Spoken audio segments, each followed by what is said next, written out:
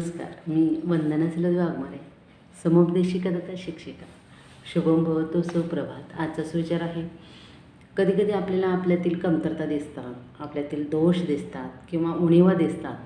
मग अशामुळं आपण इतरांची तुलना करून किंवा मला हे येत नाही, मला ते जमतच नाही अशी चिंता करत न बसता, ज्या गोष्टी आपल्याला जमत नाहीत, ज्या उणीवा आपल्यामध्ये आहेत, कमतरता आहेत, तर त्या कमी करण्यासाठी आपण प्रयत्नवादी असलं पाहिजे. जास्तीत जास्त दोषविरहित जीवन जगण्याचा आपण प्रयत्न केला पाहिजे. कोणताही व्यक्ती परिपूर्ण नसतो.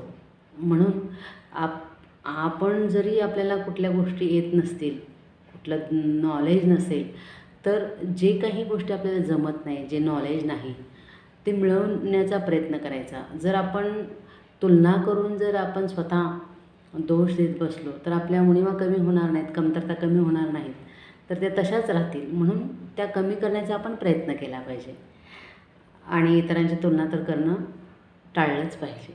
धन्यवाद. शुभम भवतु स्वयं भव.